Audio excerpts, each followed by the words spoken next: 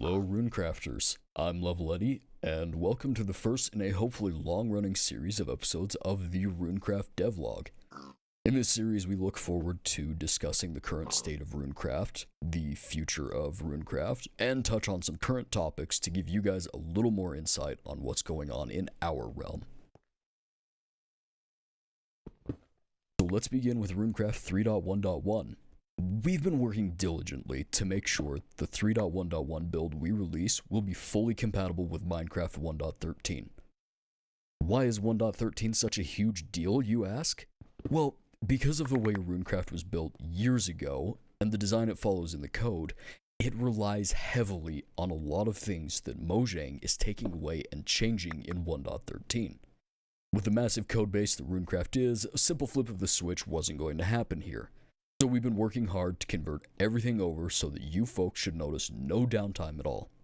If you're running the latest 3.1.1 version, you should be able to run a 1.13 server with no issue at all, and with any luck, our latest reverse compatibility should stay in effect, meaning everyone from 1.9.4 and up should enjoy the latest that Runecraft has to offer. On top of that significant change, we're introducing dozens upon dozens of bug fixes and upgrades to the runes you guys use every day. There's some significant improvements to Runecraft that we're thrilled to be providing, and hope you all enjoy as much as we have. Now, speaking of significant improvements, I'm sure many of you have already heard the good news. We're rewriting Runecraft from the ground up. This is huge considering the size of our codebase. However, we feel this is going to give us the best possible upgrade to Runecraft itself. In this update, we're going to be unveiling a couple of new systems that we think you all will be very happy with based on suggestions from the community. First, I'd like to touch on the API a bit. This has been the largest request we've seen so far. The API will include ways to create your own runes. These runes will be activated either on right-click or on a tool or armor piece, just like real Runecraft runes. We're also offering listeners to events. Imagine Inheritance. When you die, it does everything the rune needs to do. But those will likely be a little bit more limited on what you'll be able to do with them, just based on the design structure. We're going to try to offer as much flexibility and freedom with this API as possible, making it much easier to use. But we rely on you for feedback of what you think you need from this system.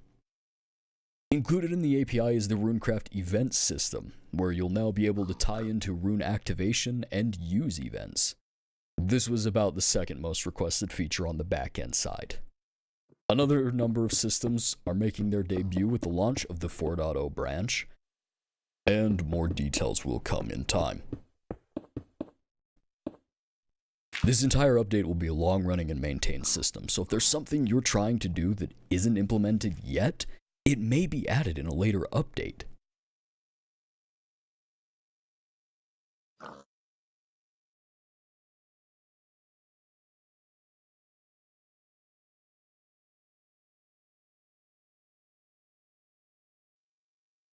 The last thing I'd like to touch base on is our new developers.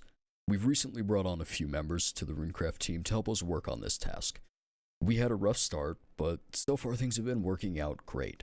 If you follow our Trello, we've got a great foundation and are plugging right along. We're about 25% of the way through our first big milestone. This may not sound like much, but starting from scratch and the way we've done it will provide a much better version in the future. This is going to include multiple platforms, as well as the new systems and API, meaning you can run Runecraft, yes, the same Runecraft, on Spigot, Bucket servers, Sponge servers, and yes, even Forge.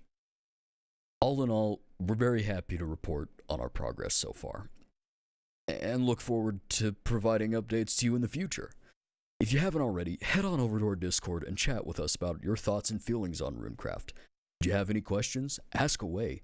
Soon we'll be starting a Runecraft Q&A series where we answer your questions about Runecraft and the history behind it, or whatever random question you come up with that you feel we should answer.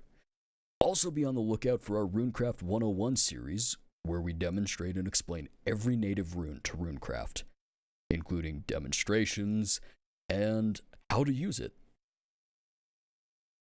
I'd really like to thank you guys for your continued support and patience through all of this.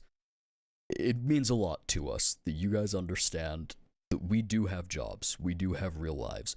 We have things outside of Runecraft, and where we wish we could dedicate 100% of our time to building this plugin, there are obstacles that get in the way. Again, thank you for your understanding, and hopefully in the end we can provide you the greatest experience that you'll get on a Minecraft server. As always, Runecrafters, have a good one.